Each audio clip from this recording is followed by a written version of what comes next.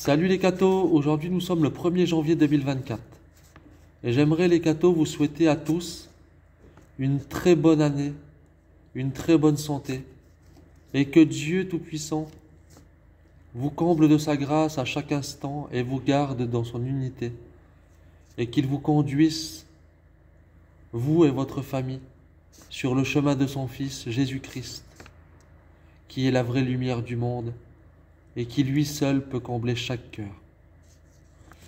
Voilà les cathos, j'aimerais vous lire une petite lettre du bienheureux Columba Marmion, qui a été abbé de 1858 à 1923 et qui va nous éclaircir sur pourquoi j'ai fait ces vidéos sur les saints et les saintes, sur ces très belles vies pendant 1 an. J'ai fait cela pour que vous voyiez en eux des exemples, pour que vous voyiez en eux des forces à aller puiser. Et n'oublions jamais que ces forces que nous tirons des saints et des saintes découlent de notre Seigneur Jésus-Christ et de notre Dieu. Les saints font cortège au Christ. Et quand nous louons leurs vertus et chantons leurs mérites, nous exaltons et célébrons celui qui, étant leur chef, est aussi à présent leur couronne. Il existe entre ces saints une grande variété, chacun selon sa vocation et la mesure de la grâce du Christ qui lui a été octroyée, a reproduit un des aspects de la plénitude des perfections de l'homme-Dieu.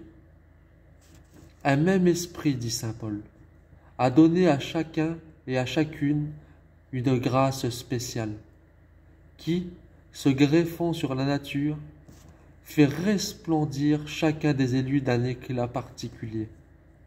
Chez les uns, la force a dominé, chez les autres, la prudence, chez d'autres encore, le zèle pour la gloire de Dieu.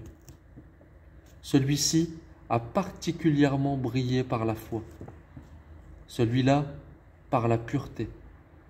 Mais qu'il soit apôtre, martyr ou pontife, qu'il s'agisse de vierge ou de confesseur, un caractère commun se trouve en eux tous. Quel est ce caractère? La stabilité dans la recherche et l'amour de Dieu. Quelles que soient les circonstances où ils se sont trouvés, les tentations par lesquelles ils ont été ballottés, les difficultés qu'ils ont rencontrées, les séductions dont ils ont été entourés, les saints sont tous demeurés stables et fidèles. Et c'est là une grande vertu, car l'inconstance est un des périls les plus redoutables qui menacent l'homme. Les saints ont cherché Dieu infatigablement, quelle que fût l'aridité du chemin, la sécheresse du ciel, les luttes à soutenir. Aussi, au jour de leur entrée dans le royaume éternel, Dieu les a-t-il couronnés de gloire et enivrés de joie, parce que, dans la recherche du bien unique, ils ne se sont pas laissés détourner. Les saints sont parvenus au terme glorieux. Voilà les cathos, cette nouvelle année, j'aimerais la mettre sous la conduite de la Vierge Marie, notre Mère. Je vous salue Marie, pleine de grâce, le Seigneur est avec vous. Vous êtes bénie entre toutes les femmes, et Jésus, le fruit de vos entrailles, est béni. Sainte Marie, Mère de Dieu, priez pour nous pauvres pécheurs, maintenant et à l'heure de notre mort.